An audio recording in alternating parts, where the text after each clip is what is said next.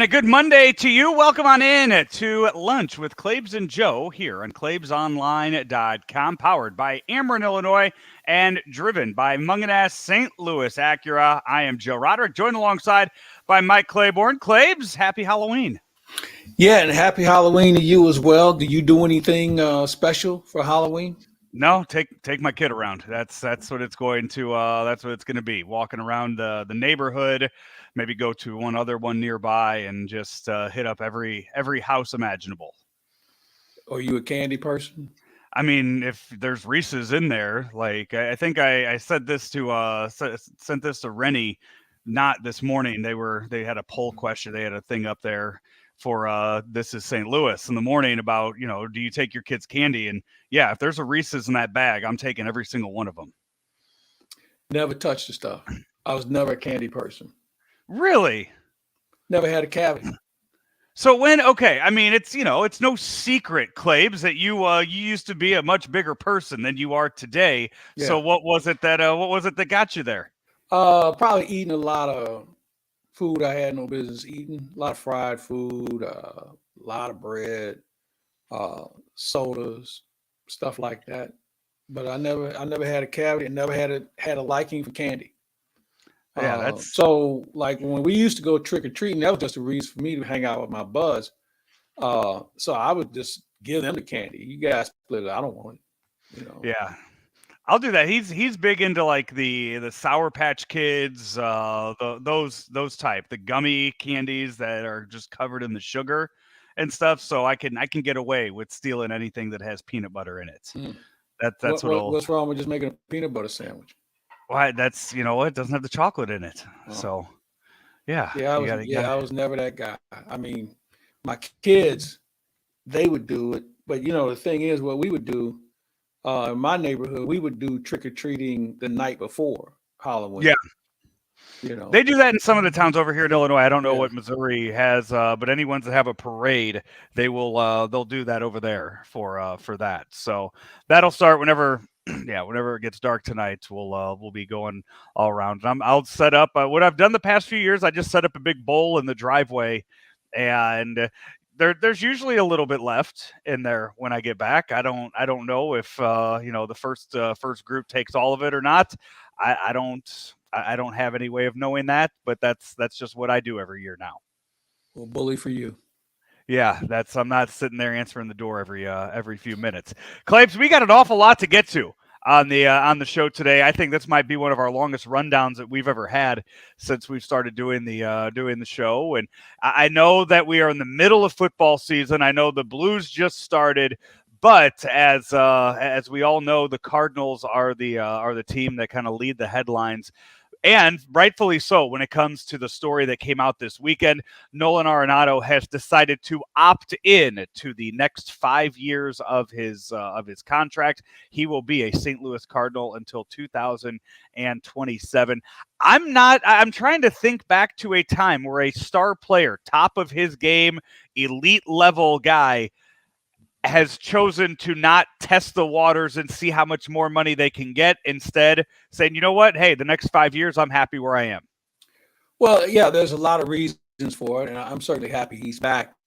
But, I only thought maybe there was one team that would have been able to do a deal to be more money than what Arenado's making.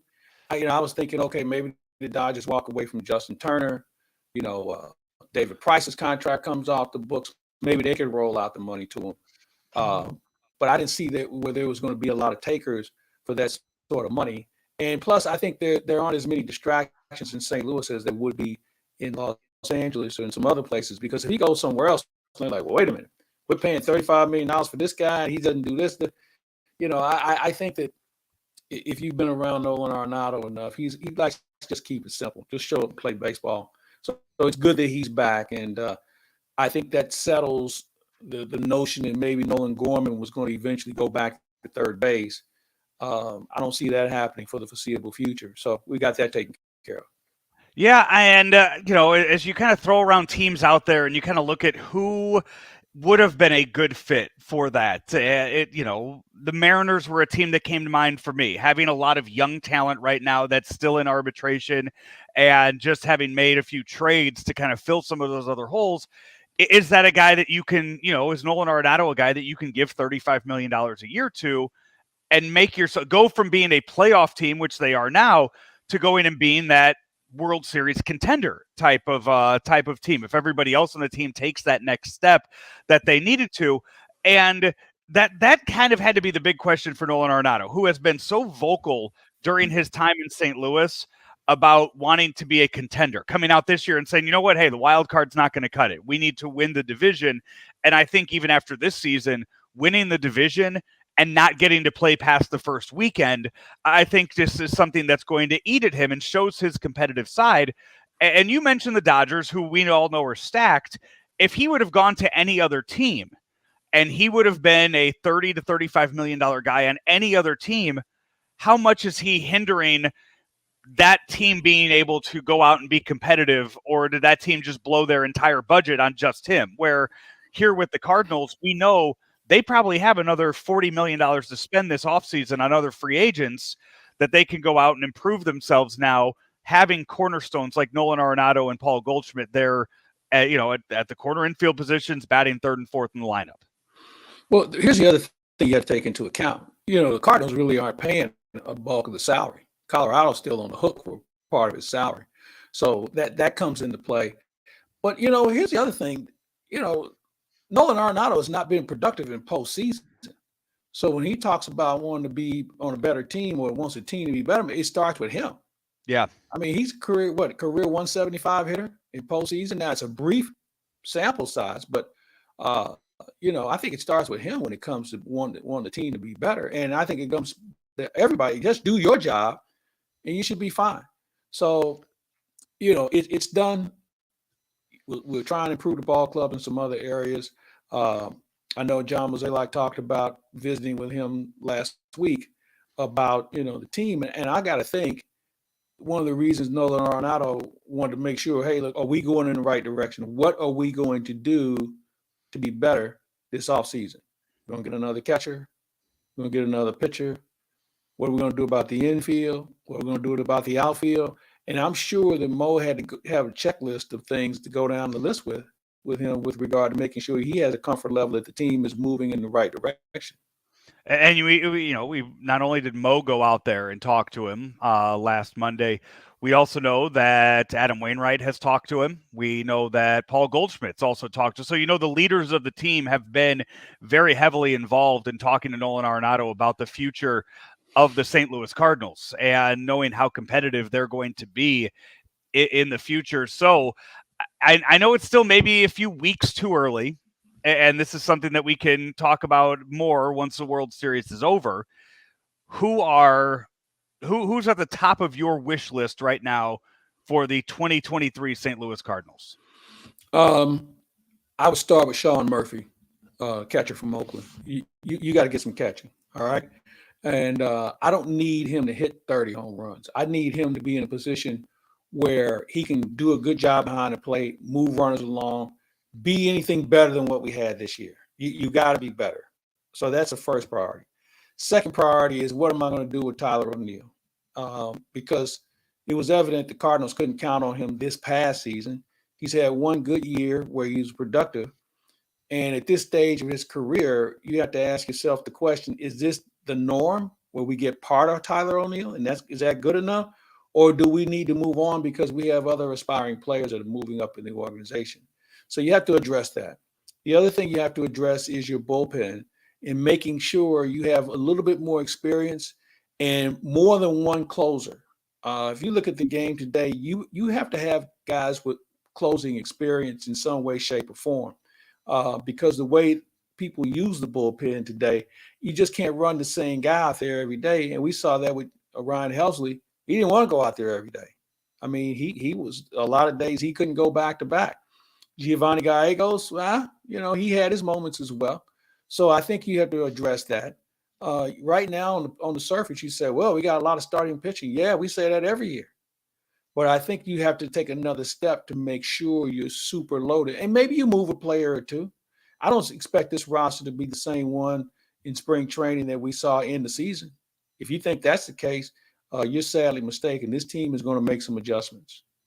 Yeah, and we will see that 5 days after the World Series ends. We'll kind of have a full list of who all is out there as far as free agency goes, and who will be available for the Cardinals. So just got to get past the the next 5 games here of the World Series. We do know one guy that's going to be, I think that's going to be top of my list for wanting to go out and get is DeGrom, Jacob DeGrom from the Mets. You're shaking your head. For the money you're going to spend, the injuries that he deals with. I mean, DeGrom is really good when he's pitching. Problem is he doesn't pitch enough. I don't know if that's one I would go with because of the fact that he's, I don't want to use the word fragile, but he hasn't given you enough for an entire season. I think we're all enamored with what he does when he does pitch, but it's not enough for what the money he's going to command. That is one you have to do your due diligence on that to make sure that he is going to be healthy for you. And I think we've seen too many times in the Cardinals past that a injury that we were told is just going to be a couple days turns into a couple months, if not a season. We've seen that too many times among taking it singles and doubles out. Are you listening to Rammer now talk about something? I don't know. Something popped up on my phone here. I don't know what the hell this is. Go ahead. I'm sorry. I was going to say, it sounds like you're listening to a Bob Ramsey hot take right now. But I think that, yes, if that is a guy that I want, but I want to know that he is going to come into the season 100% healthy. I don't want money being spent out there by the Cardinals only to have it, a few starts into spring training, have something happen with the elbow, and then he's done. Yeah. So, and here's where it gets tricky. I mean, we've seen him come up with multiple injuries. So how much of a look under the hood do you get before you try and sign him? Right. That's a good point. And I think that there's just too many issues that come into play for me to make that sort of investment in a guy that I'm just not sure I can count on. Yeah. And man, you think about that contract. What if he's on the shelf and you're paying him, let's just say 35, 40 million. Okay. Mm-hmm. That's not going to go over well. And to be honest with you, if there's one shortcoming the Cardinals have had recently, they haven't done well in the free agent market and signing guys. Okay. You think about the last free agents that they signed. Think about Nolan Arenado and Paul Goldschmidt via the trade. Yeah. Steven Matz, we only got part of a season out of him, and granted, it's his first year. But if you look back over history, we signed some guys. Brett Cecil, classic example. Andrew Miller was never really healthy. Andrew Miller was never the same guy. So I don't know if that's the route to go. Dexter Fowler. For that kind of money. Yeah, for that kind of money. Yeah, Dexter Fowler, one of the biggest signings in Cardinal history, and that didn't go well either. That just never seemed to take off with him too. So yeah, this past year, not even in. Did he? So what? He tore his ACL his first year with the Angels, and then last year, did he ever make it up to the majors anywhere? No. I was going to say, I thought he was in Toronto's system or whatever. Yeah, he was in their organization, but I don't think he. Yeah. So we sit here. We have the World Series in front of us. Game 3 tonight. 2 games into that so far. Your thoughts on what you've seen as it's tied 1-1? Well, I was impressed with how Philadelphia continues to fight back, and certainly in Game 1. Then you look at Game 2. You saw more of the Houston Astros as who they are. So it's going according to plan. I felt like Houston would win this thing in 6, and I'm gonna stick with that. And I know they're making a big deal about the crowd in Philadelphia and how raucous it's going to be. You know what? That's great for media types to talk like that. But, I've yet to see a fan come out of the stands and help a team win. Okay? That's the only way you can win. Unless you want to put the extra player on the field, I just don't see that having an impact because these guys have all been there and done that so many times. We're talking about the Houston Astros. So, I think we want to, from a media perspective, want to make this an X factor. I don't see where it's going to be any different than any other team you're going to play at this time of the year. One of the biggest stories from the World Series 2 games in has been the solid umpiring behind home plate. Yeah. You and I for the last year have worked with Joe West, and I know I have a different view on umpires after working with him for a year. I don't know if it's changed your view on umpires any more than any changes can be made for how many years you've worked in the game. But in Game 1 of the World Series, you saw home plate umpire James Hoy late in the game make a very important call. I guess I don't know if controversial is the right word when you look at it and see that it was 100% correct, but Aledmus Diaz kind of sticks his elbow out there and gets hit, and he steps out there and says, "No, you're not going anywhere. Get back in here. You're hitting. You stuck your elbow out." And then which that probably should have been a strike too, but they just called it a ball. And then we saw in Game 2, Pat Hoberg have a perfect game behind home plate. Did not miss a single call, balls and strike wise, behind home plate. Yeah, that was impressive. But I go back to something and to go follow up on your point about my opinion of umpiring. I accept it for what it is, and I understand. Like players, you're not going to have your best day every day. All right, and I think that's something we don't take into account enough. They are going to miss plays. All right, that's just like a guy going 0 for 12 in a series. I mean, you're not going to have it some days, and I've seen that, and I've talked to umpires. Talked to an umpire. This is like 2 years ago, and he kicked 2 calls. And he asked me afterwards. He said, "What did you see?" I said, "Well, I think he kicked them both." He said, I just was never in sync tonight. I don't know what it was. He said, maybe it's just at that time of the year, but I just wasn't in sync. And for someone to admit that tells you that, they're human too. But yeah, you know what? These are supposed to be the best umpires baseball has to offer. At least they graded out well throughout the course of the year. So I shouldn't be surprised. I'm happy that they have not become a factor in the game so far. But you go back to something else you touched on. And Joe West used to talk about this.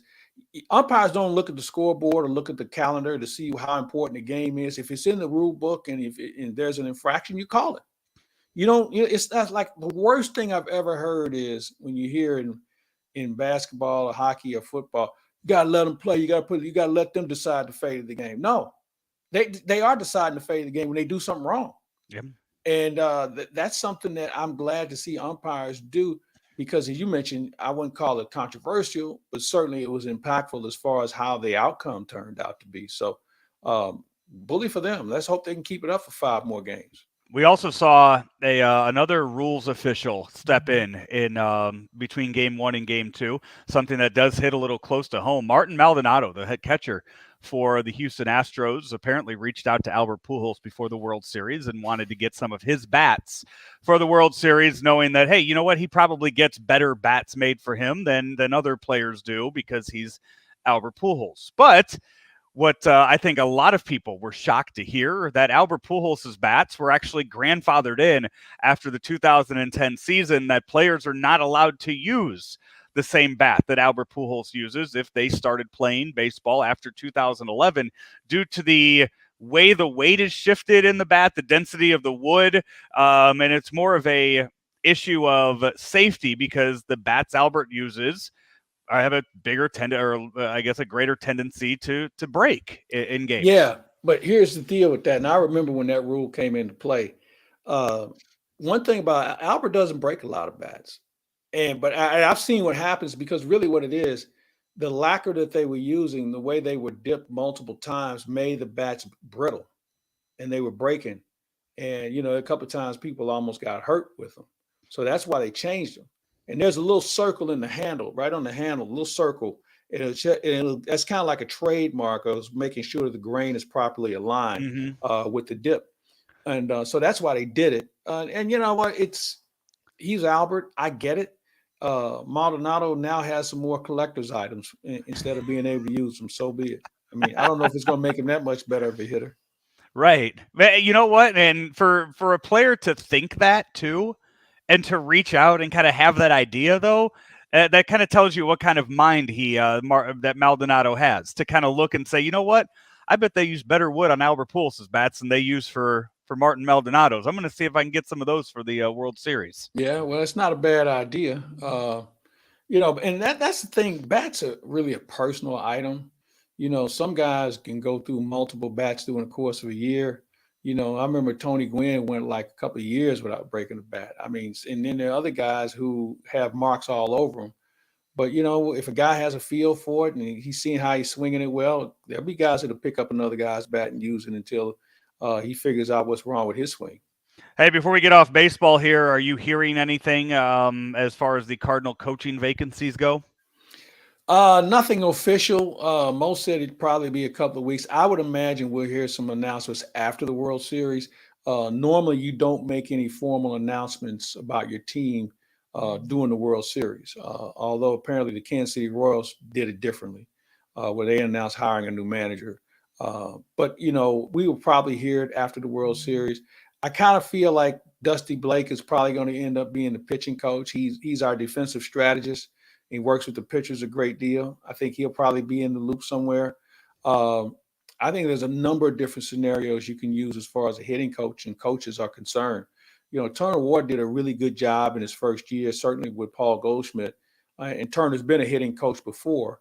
I could see him doing it. Maybe you bring in Ryan Ludwig, who's been part of the Cardinal organization, who works with some of the hitters on the minor league level. Or maybe there's a Brandon Allen who works in Memphis with the hitters there. He's done a really nice job. I kind of feel like it's going to be an in-house position. The big question is who's going to be the bench coach, which in my opinion is the most important position of any of the coaches on the team, because you do a whole lot of things behind the scene. A, you got to be trusted. B, you have to be able to understand the whole gamut of things, from communicating with the other players, making sure you give the manager a second opinion, being able to manage should he get tossed. There's a lot of things behind the scenes, including the lineup, that the bench coach is responsible for. So it'll be interesting to see what they come up with, and somebody that Ollie Marmol is going to be familiar with and the front office is going to be comfortable with. Earlier this morning, a name that has been thrown around there for coaching vacancies has been Matt Holliday. He was on 590 The Fan with Jimmy the Cat Hayes, Cam Jansen, and Charlie Marlowe on Hot Take Central.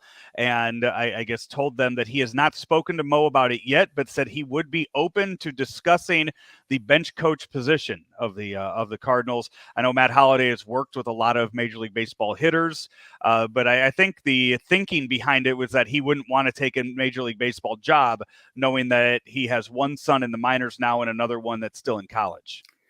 Yeah, it's a real demand. I mean, to do this, and everybody, we pick names of popular players, and I think we have to peel off the next layer and see, hey, can they be as committed to this as they're going to have to be? So it takes a certain person to do that, and I think that's one of the reasons. If you look at bench coaches in baseball, very few of those guys are what I would call household name former players. You just don't see it. Mm-hmm. It's a real demand. There's some competent, capable people within the Cardinal organization. There's a couple of guys outside the organization I'd kick the tires on too, but we'll see what happens. We will. Hey, that's an awful lot of baseball talk here to kick things off for us here on Lunch with Claibs and Joe. Still a lot of football discussion to get to as we move on, and we will do so right after this. It's Lunch with Claibs and Joe here on ClaibsOnline.com.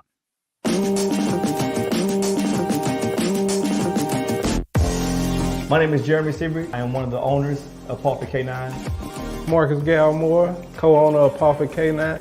What makes us different from other dog companies is there is no breed left behind. We stand by that 120%. We specialize in aggressive behavior modification. Good. We don't turn away. We bring them in for a free evaluation to see if we can help the dog. Here at Pulpit K9, we focus on the owners, educating the owners. How do I get this dog to give me the behaviors that I'm asking for without the treats? Mm-hmm. So that's when me and Marcus come in. We train the dog, so when you take the dog home, you don't need the treats. The dog is doing it because you're asking it to. After each training package, we go through a series of lessons. We keep going until the owner gets it.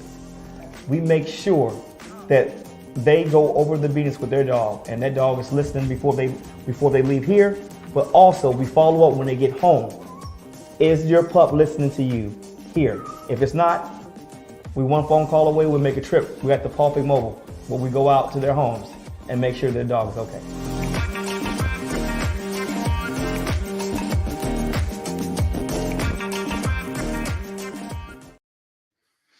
Back here, lunch with Claibs and Joe here on ClaibsOnline.com, powered by Ameren, Illinois, driven by Munganess St. Louis Acura. Hey, each and every week here on Claibs Online, you can hear all sorts of football talk on a Huddle Up with Howard, Mizzou Hall of Famer. Howard Richards joins Claibs talking about Mizzou, talking about any of the top college games and all of the top games in the NFL. And Mizzou this past weekend, you guys are going to have a lot to talk about as they went to South Carolina and knocked off the 25th ranked Gamecocks on the road. A huge win for Eli Drinkwitz, getting closer. We talked about it last week, what he would have to do to become bowl eligible, and that's a huge one to cross off to slowly get there. I would agree with you. When you go on the road and win in the SEC, and I don't care who it is, that's always a good win. South Carolina ranked, at least they were, was a good test. They were coming off a big win themselves, but I thought the way Missouri, their defense was outstanding. The offense kept the ball away from South Carolina's offense long enough to really make it tough for them, and they were pressing a little bit. So it was a good win, and hopefully you can build on it because you've got another good opponent rolling in Kentucky next week, and Kentucky had it handed to them against UT. So they'll be a little bit of an honorary bunch as well. So we'll see how things unfold. That's another early game. Kentucky, they were ranked 19th going into that game this weekend. We'll see if they fall out of that ranking or where they fall, I guess, after losing. When we talk about rankings, when you get after the 15th ranked team, who cares? I mean, they're all about the same at that point, from 15 or 16 to 25. I guess they have to have teams in there, but I'm not sure if it has as much impact on how good some of these teams are because, there are a lot of teams that are up and down this year to the point where I'm not as big on rankings this year as I've been in the past. And that's from the start of the year. I just think there's a lot of teams that we really don't know enough about, and they don't know enough about themselves. Well, we know what the big game on the schedule is going to be this upcoming weekend in college football as Tennessee travels to Georgia. Tennessee, they keep winning games. They keep that undefeated streak alive all year. I think is this game right here determines. I think Georgia could still get in the top four, going from 1 and losing a game right now and working their way back. But I think this game right here is make or break for Tennessee getting in that Final Four. Well, yeah, I think anytime you play a game at this time of the year, it's make or break. You can get away with it in September and part of October. When you get into November, you can't lose. Tennessee has enough to beat Georgia. Georgia's really good defensively. Offensively, they do things okay. But Tennessee is a team, I don't think I've seen a team this complete in a long time. And this will be a good test. Again, as I said, going on the road and winning in the SEC is as big of a challenge as there is in college football. How about the Fighting Illini? Now 7-1 on the season. They have moved up to, I think I saw 14th in the coaches poll right now. So they are slowly creeping towards that top 10. This proves my point. You're 7-1 and you're 14th in the country in the Big Ten. Something's wrong there, and I can't tell you who the other teams are in front of them. But come on, 7-1. I mean, you're playing the teams on the schedule. So I guess my question is, what's the difference between Illinois at 7-1 and Ohio State, who's undefeated? One loss. They're playing a similar schedule. That's what I'm talking about as far as it's all about hype more than anything else. But it's good for them. And really, I think they can run the table. I don't think Michigan is I think Michigan is very beatable. Right. Okay. And they have to go there. And we talked about this last week. Illinois programs have gone to Michigan before and won. And the way Illinois plays, it'll be a tough one for Michigan to deal with because Illinois can hold on to the ball with the best of them. So I'm looking forward to seeing that one, but they can't look too far ahead because they've got a couple of games on the schedule in front of that. And that's what I was going to say. So this weekend they are at home taking on Michigan State. It's the weekend after that where they are playing Purdue. That's the one right there. Purdue right now, one loss behind them in their division in the Big Ten. So they beat Purdue, and they secure themselves a spot in Indianapolis for that Big Ten championship game. And let's not look beyond Michigan State either. I mean, now granted, they got it handed to them against Michigan. They got 4 players suspended. They're not in a good mood right now. They could jump up and bite you as well. This is a pretty good team from last year. Now, transfers and some other things have hurt them, but you can't overlook anybody at this stage of the season.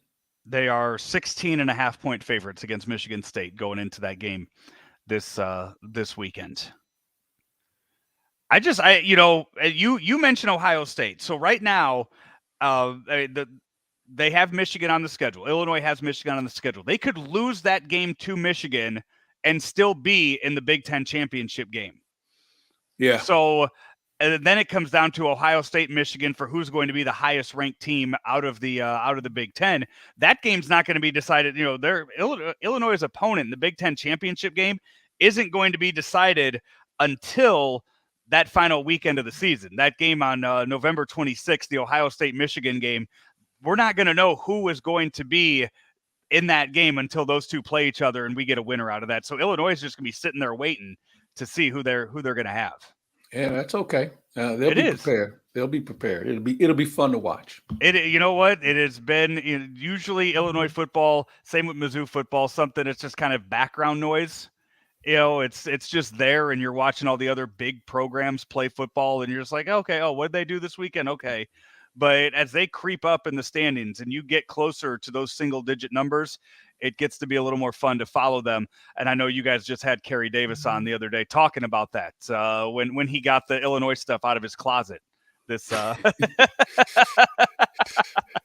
Yeah, and you know what? It's good. It's good for the area. I mean, granted, we don't talk about Illinois as much, but you know what? It's fun to watch what's going on there, and let's see where it takes them. In the NFL, it's we have one more game to go tonight. Battle of Ohio, Bengals and Browns tonight, Monday Night Football. As you look at everything that transpired this weekend, my God, it is it's getting sad to watch Tom Brady and Aaron Rodgers. It was already kind of frustrating to watch them, but now you watch them play. Watching that Bills-Packers game yesterday. We've talked a lot about how Aaron Rodgers kind of did this to himself, how his contract has given him a bad roster around him. But watching some of the throws he made yesterday, he's not good either. Yeah, you're right. No, you're right. And neither is Brady. And you know what? Sometimes the game catches up to you, man. I mean, both of these guys are long in the tooth in Brady's sports. 45. Yeah, in sports age. So that wouldn't surprise me, but yeah, remember, man, this league is terrible. I've never seen so many bad teams for so many different reasons. It's just part of the product, man. I mean, you can name the good teams on one hand in this league. The rest of them are just, horse shit. Yeah. Plain and simple.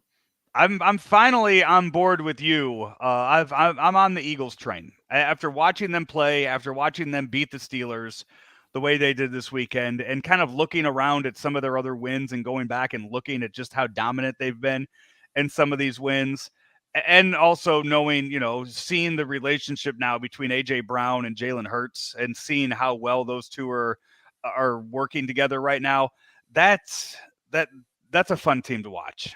It is. They do a lot of things well. Fundamentally, they are as sound as anybody. I think it also helps that they haven't had any real key injuries along the way. They've managed the salary cap reasonably well. How about the fact they go out and get Robert Quinn, another pass rusher? Quinn, for those who remember, broke in as a Ram. And what did he have, 17 sacks one year in St. Louis? I mean, he still can get to the passer. And I think that they now know that this is what they need to do to shore up things down the stretch. So I like what they're doing, and I'm going to continue to ride the Eagle wagon because I just don't see that many good teams out there. I mean, Buffalo, Kansas City, and I heard Frank Cusimano make the point about Josh Allen's already got the MVP award locked up. I'm like, wait a minute. Anybody been paying attention to Jalen Hurts? I mean, granted, he may not be as sexy as Josh Allen, but Jalen Hurts does everything. He has made the run pass option fun for everybody. So let's not get caught up in the names and hype of players that you are familiar with. Let's start paying attention to the big picture of what this whole league and this whole season is about. It's on the best team in the league right now. The NFL trade deadline is today. We already have seen. You mentioned Robert Quinn. We saw Christian McCaffrey get traded. We have seen some big name players move so far. Jerry Jones came out yesterday and said that he's willing to invest in the team this year, seeing them now at 6-2. So see what kind of trades they have up their sleeve. I know Roquan Smith of the Bears is kind of the big name that that might be moving at some point today. You know what? I like to see what offensive linemen move today, because I don't think you have enough of those guys down the stretch. And there's some teams that they're playing with their fingers crossed that they don't have anybody else get hurt. Now, here's a good thing. If you're Dallas, Tyron Smith should be coming back here fairly soon. So the way the rookies play the other tackle, they might be pretty tough down the stretch. If they can get everybody healthy up front, they might be really tough. And you saw yesterday with Tony Pollard rush well. It gives Ezekiel Elliott another week off to get him right. So Dallas might be the one team in the NFC that might be peaking or on course to peak at the right time. And finally, in football news, Claibs, the biggest news of football this weekend actually happened this morning at 7 a.m. as the XFL and Dwayne "The Rock" Johnson announced the 8 teams in the XFL for 2023. Claibs, they are the Arlington Renegades, the DC Defenders, the Houston Roughnecks, the Orlando Guardians, the San Antonio Brahmas, the Seattle Sea Dragons, the Vegas Vipers, and also the Battlehawks. The Battlehawks are back here in St. Louis. Caw is the law. Hashtag Caw. Claibs, I'm excited for Battlehawks football to be back at the Dome. Good. You'll be in Florida. You don't care about it. I know you don't care about it. You're going to be in Florida. That's fine. I'm happy that they're back. Unfortunately, I won't be able to see any of their games. Right. But I'm a little surprised that they came back with the Battlehawks. You know, for Battlehawk fans, you already have all the merchandise. See, you have to remember something. This is how you make money on merchandise. That's why you see these teams with multiple uniforms, because somebody will go out and buy it. So I was a little surprised that either they didn't change the color scheme or the name of the team. But you know what? I'm glad that we were part of the inclusion. So hopefully fans will go out and support them, and hopefully we'll have a winning team. I think, you know what? And okay, that's a good marketing way to look at that. And maybe that's something you can do with some of the other teams. I just think they were so popular here for so long. They're so long. They were here I misspoke on saying they were so popular here compared to the other teams in the league, and they sold so much in their time here that I think you keep that tradition alive. That you try to make that in to, you know what? Hey, we're going to sell even more Battlehawk stuff now. People are going to want to buy more stuff because they're going to be here for longer. I can invest into them. Okay. I hope I have my Battlehawks t-shirt. You know what? I'm going to go get a Battlehawks hoodie now because I remember how cold it was tailgating there for those 2 home games. And now I'm going to tailgate for that. Claibs. I have never seen tailgating like this in St. Louis. Well, just walking around everywhere and seeing all of the lots. Claibs, I have been to Rams. I went to Rams games. I walked through the lots at Rams games. I never saw tailgating like what you saw for the Battlehawks. Maybe when Mizzou and Illinois played their games here, maybe there's tailgating like that outside of the Dome. I never went to any of those games. There was so much tailgating outside of those Battlehawks games. Those fans were so happy to have any kind of football back at the Dome in St. Louis. Well, I'm happy for them. Yeah. All I can say is enjoy. Claibs, when the Battlehawks, whenever they played the Orlando Guardians, if they play that game in Orlando, you take a trip up there. You can go see Joe. You can go up there and you can get your caw on up there. No, I'm good. I'll let you come down and have the time of your life. I'll be immersed in spring training baseball, so I won't have a chance to go. We'll find a time for it. We'll make it work. Don't worry about it. I've seen no football in life. Hey, we are powered by Ameren, Illinois, and also driven by Munganast St. Louis Acura here on Lunch with Claibs and Joe. And just last week, Claibs, you and I were with George Justice, the vice president of Ameren, and you guys talked about everything that he's been working on there as they're under a new regime at Ameren, right? Yeah, they are. And Vinny Singh is now running it, and Lenny Singh, rather, is now running it. And he's got some interesting ideas about moving forward with Ameren, Illinois. And have a chance to visit with George Justice, and we'll have some things we had a discussion about readiness, preparedness. And that's something we kind of take for granted until we have a disaster of some sort. So we'll have a chance to visit with him. But I can tell you this, in 2023, you will see quite a few things being unveiled by what Ameren, Illinois is doing, not only for its customers, but certainly in its community. And that's something that we've been very fortunate to be associated with, in how community-driven Ameren, Illinois has been. And they have a few other things coming on board in 2023 that I can't wait to check out. Hey, we will take our final break here of the show. He is Mike Claiborne. I'm Joe Roderick. As I said, we are powered by Ameren, Illinois, and also driven by Munganast St. Louis Acura. St. Louis Acura has an unbeatable selection of new cars arriving daily, like the all-new 2023 Acura Integra. We also have a great selection of over 200 pre-owned and factory precision courtesy vehicles with finance rates as low as 1.9% for 36 months with approved credit. And we've added Saturday service hours to our newly renovated service facility. Don't forget, we'll buy your vehicle here at our dealership or from the convenience of your home. St. Louis Acura, better than ever for you. Claibs' final segment here of Lunch with Claibs and Joe here on claibsonline.com. We haven't talked Blues yet, but they have lost 4 in a row now. First time doing so under Craig Berube. What are you seeing with that team that has you maybe a little bit concerned? Well, I'm not really concerned at this stage of the season when you think about the reasons on why this team has lost 4 in a row. When you lose 2 of your top 6 forwards, that has a lot to do with it. You're having some guys maybe playing a little too much and maybe playing out of character for what they've been accustomed to doing. And then you also have some players who maybe not be what I would say embracing how things are working. They're not playing St. Louis Blues hockey, so to say. Not enough skating, not enough checking. And what I mean by checking is being better defensively in your own end. And I think maybe sometimes they don't shoot the puck enough. They're looking for that one home run pass when they get in the opposition's end, and I think they do put the puck on the net. Just shoot the puck a little bit more. All these things are fixable, but they have to be a little bit more committed in starting at the goal line out. And if they can do that, then I think you're going to see a better hockey team. But all teams go through these sort of ruts during the course of the year. The Blues happen to be going through one now. I'm confident that they can turn it around. So, as I told you earlier, Joe, I don't really get overly excited or concerned about hockey teams in November and December. And finally, Claibs, as we wrap it up in the world of motorsports, this past weekend, NASCAR. I guess their Final Four is next weekend. Their championship is next weekend or 2 weeks. It's coming up.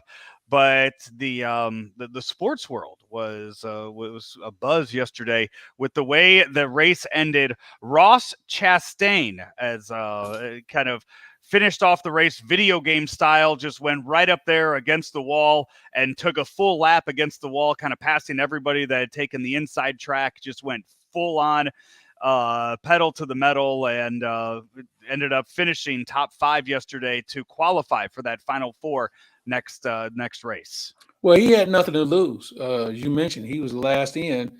So he rolled the dice and went for it. And so bully for him. Not sure if that car that he drove is going to be in the race this upcoming weekend. It had a little damage to it, but tip of the cap that he did it. And no one was injured. Nobody else ended up getting wrecked in the process. And I think that's important. This has been a very reckless season on the NASCAR circuit. I don't know whether it's the youth of the circuit or just the brashness and just the lack of respect drivers now show toward each other. It's hard to get a ride now, and the competition to get a ride from one of the sponsors and get a car is probably as high as I've ever seen it. And guys who do whatever to keep a seat in these cars, and sometimes I think they go a little overboard. And then what happened? I know you threw Formula One on our rundown list. What happened this weekend? See, I think Formula One is the greatest form of auto racing because you have to be able to slow it down, pick it up, traverse courses, and no two courses are alike. And they could say that in the other race circuits too. But I think from a technology standpoint and just the overall approach and how they approach Formula One racing, it's the most expensive form of racing for sure. I just find it fascinating.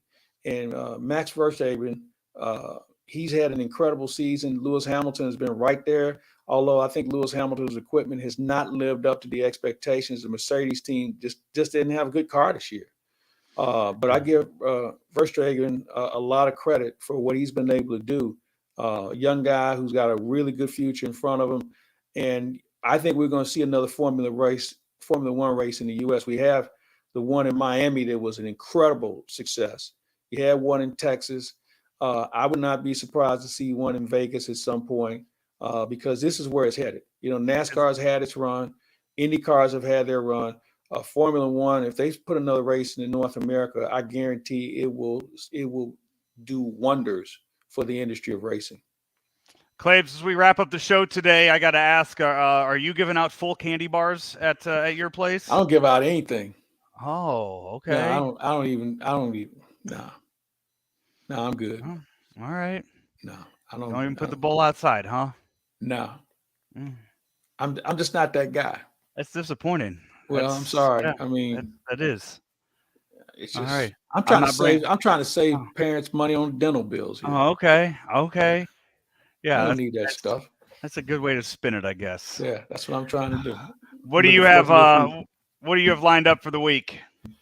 Well, of course, we have Huddle Up with Howard. That's going to come your way a little later this week. We'll also have, we're hopefully hooking up with Kevin Weeks later this week as well. I don't know if you heard, he gave me a shout out in the game the Blues were playing the other night, and my phone had not lit up like that in years when somebody shouts you out in the manner that he did. So hopefully we'll have a chance to visit with him this week. Talk to Harold Reynolds. We might have a chance to talk to him as the World Series progresses. So we got enough stuff going on, not to mention what you and Rammer have going on. The two-man game is in full swing. Alex Ferrario we'll talk to later this week also. And Dr. Rick, the podcast continues to roll. So enough stuff on Claibs Online for sure. We just invite everybody to check it out and have as much fun with it as we do. Awesome. Sounds good. Hey, he is Mike Claiborne. I'm Joe Roderick. Have a great weekend, everybody. Stay safe tonight, and we will catch you on whatever the next show is we have coming up here all week long. New shows popping up every single day right here on claibsonline.com. There's always been a bright side to living in downstate Illinois. Ameren, Illinois is making it even brighter with a little help from the sun. Right now, we're building a next-generation solar facility to bring you cleaner energy for generations to come. It's good for the environment, your neighborhood, and everyone living in downstate Illinois. That's brighter thinking. That's energy at work. Learn how you can participate in solar programs at amerenillinois.com/renewables.